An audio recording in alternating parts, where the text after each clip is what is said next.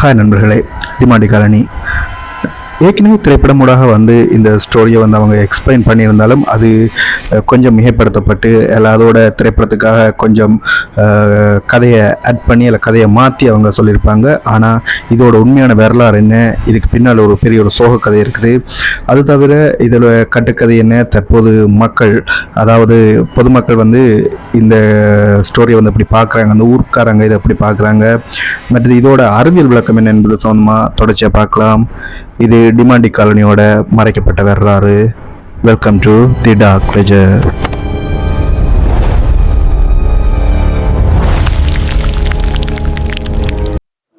டிமாண்டி காலனி இந்த கதையோட நாயகன் இல்லைன்னா இன்னொரு வியூவில் வில்லன் வச்சுக்கொள்ளலாம். நாம் இவரை நாங்கள் நாயகனாகவே வச்சுக்கொண்டு கதையை சொல்லலாம். இவரோட பேர் ஜான் டி மாண்டே. இவர் 19ஆம் நூற்றாண்டில் வாழ்ந்த, அதாவது சென்னையில், தமிழ்நாட்டில் சென்னையில் வாழ்ந்த ஒரு போர்த்துகீச தொழிலதிபர். அதாவது அவங்க படையெடுத்து போர்த்துகீசர் நாடுகளை ஆக்கிரமித்த காலங்களில் வாழ்ந்த ஒரு தொழிலதிபர். இவர் மெட்ராஸோட மிக பெரும் செல்வந்தரில் ஒருத்தர். ஆனால் இவர்கிட்ட பணம் இருந்த அளவுக்கு இவர்கிட்டையோ இல்லை இவர்கிட்ட ஃபேமிலியிலையோ மகிழ்ச்சி இருக்கையில் அதோட காரணம் அவரோட மனைவி கொஞ்சம் மனநலம் பாதிக்கப்பட்டவர். இது தவிர அவருக்கு இருந்த ஒரே மகனும் ஜெர்மனிக்கு சென்ற இடத்துல அவர் மர்மமான முறையில் உயிரிழந்தார். ஓகே, இந்த ஸ்டோரி நாங்கள் எப்படி வச்சுக்கொண்டு பார்த்தா 1721ஆம் ஆண்டில் ஜான் டி மாண்டே காலமாகிறார். அவர் இறக்கும்போதே தன்னோட சொத்துக்கள் மற்றும் அசையும் அசையா சொத்துக்கள் அனைத்தையுமே கத்தோலிக்க திருச்சபைக்கு எழுதி வைக்கிறார். ஆனால் அவர் அந்த இடத்தின் மீது கொண்ட தீராத பற்றும் அந்த சோகமும், அதாவது மனைவியோட தீராத பற்று, அந்த இடங்கள் அவங்க வாழ்ந்து போன அந்த வாழ்க்கை முறை, அதுகள் மேலே கொண்ட ஒரு தீராத பற்று காரணமாக அது ஒரு சாபமாக மாறியதா மக்கள் நம்புகிறாங்க. இது உண்மைன்றதை நாங்கள் பின்னால் பார்க்கலாம். இது சம்மந்தமாக பதிவு செய்யப்பட்ட ஒரு சில வரலாறுகள் இருக்குது. அதாவது இந்த மக்கள் கண்ட காட்சிகள் என்னன்றதை கொஞ்சம் பதிவு பண்ணியிருக்காங்க. இது எப்படின்னா ஒரு பல தசாப்தங்களாக இந்த பகுதியில் வசிப்பவர்கள் அல்லது அந்த பக்கமாக வர வழிபோக்கர்கள் சில வித்தியாசமான விஷயங்களை பதிவு செய்திருக்கணும். அது எப்படின்னா ஒரு மர்ம உருவம். நள்ளிரவு நேரங்களில் பழைய மாடல் கோட் அணிந்த ஒரு வெளிநாட்டவர் அந்த வீட்டின் பல்கனியில் உலாவதாக அந்த வழிபோக்கர்கள் அல்லது அந்த இடங்களில் வேலை செய்கிற காவலாளிகள் பதிவு பண்ணியிருக்கலாம். இது தவிர அந்த வீட்டை சுத்தப்படுத்த அல்லது பூட்ட செல்கிற ஊழியர்கள் தாங்கள் பூட்டி விட்டு வந்த கதவுகள் அடுத்த நிமிடம் தானாகவே திறப்பதை கண்டு பயந்தோடி இருக்கணும். இது தவிர அந்த திருவழியாக நாய் அல்லது பூனைக்குட்டிகள் சென்றால் அவர் திடீரென ஒரு குறிப்பிட்ட திசையை பார்த்து ஊழலிடுவதும் அல்லது பயந்து பின்வாங்குவதும் இப்படி நடக்கிறதா பதிவு பண்ணியிருக்கணும். இந்த இடத்தை பற்றி பயம் எந்த அளவுக்கு பரவியதுண்டா, சென்னையின் விலை உயர்ந்த பகுதிகளில் ஒன்றான ஆழ்வார்பேட்டையில் அங்கே இருந்தும் அந்த குறிப்பிட்ட நிலம் பல ஆண்டுகளாக யாராலையுமே வாங்கப்படாமலும் யாராலையுமே புதுப்பிக்கப்படாமலும் அப்படியே இருந்திருக்கு. இது தவிர இந்த திரைப்படத்தோட தாக்கம் இந்த நகர்ப்புற கதையை அடிப்படையாக கொண்டு, அதாவது இந்த கதையை அடிப்படையாக கொண்டு 2015 நான் சொன்ன போல டிமாண்டி காலனி என்ற ஒரு பேர்லேயே ஒரு தமிழ் படம் ஒன்று வழியாகி அது கிட்டத்தட்ட மிகப்பெரிய வெற்றி பெற்று என்று சொல்லலாம். அது பெருசாக பேசப்பட்ட ஒரு படம். இது அந்த இடத்தின் பயத்தை அடுத்தடுத்த தலைமுறைக்கும், அதாவது இந்த ஸ்டோரி தெரியாத அடுத்தடுத்த தலைமுறைக்கும் கொண்டு சென்றது. இது தவிர இளைஞர்கள் கொஞ்சம் பேர் இந்த கோஸ்ட் ஹண்டிங்னு சொல்லுவாங்க, பேய் வேட்டை அல்லது யூஸ்வலாக அந்த அட்வென்ச்சரை விரும்புகிற ஃப்ரெண்ட்ஸ் அவங்கள சேர்ந்து என்ன செய்வாங்க, நள்ளிரவில் அங்கே செல்றதை அங்கே போகிறத வழக்கமாக கொண்டு வந்தாங்க. போய் சும்மா எக்ஸ்ப்ளோர் பண்ணி பார்க்குறது. இதனால் அங்கே பொல்யூஷன் ப்ரொடெக்ஷன், அதாவது காவல்துறை அங்கே பாதுகாப்பு பலப்படுத்தி வேண்டிய ஒரு தேவையும் அங்கே உருவாயிட்டு.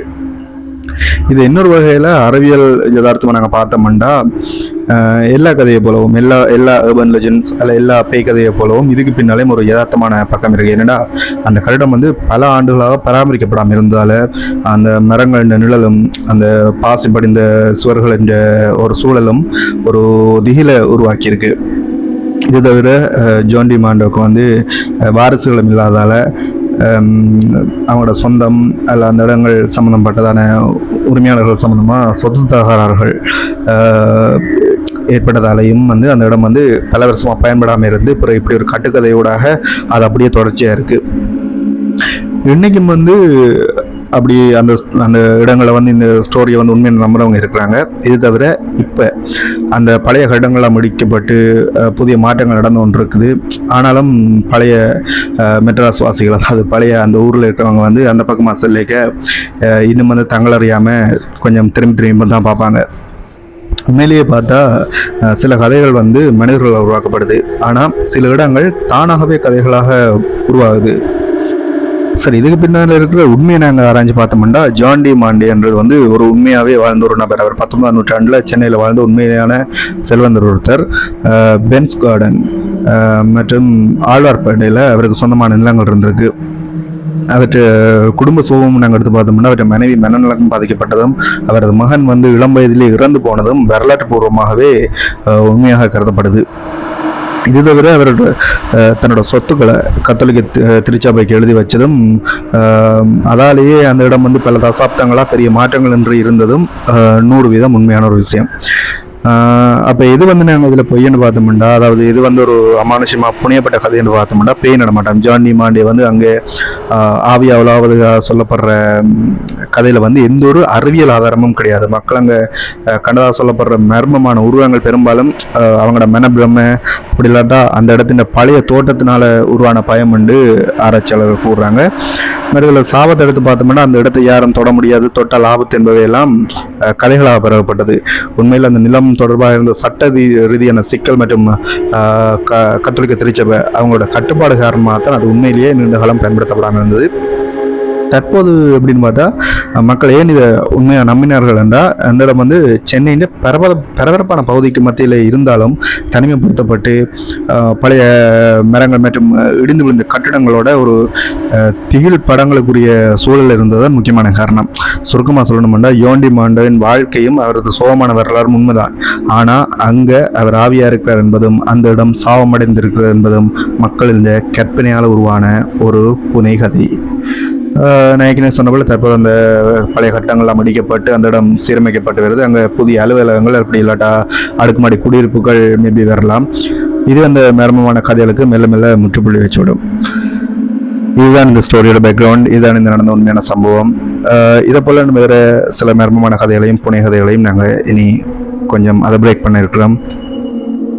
இது உங்களுக்கு பிடிச்சிருந்தா லைக் பண்ணுங்கள், கமெண்ட் பண்ணுங்கள், ஷேர் பண்ணுங்கள். இது தி டார்க் லெஜர்.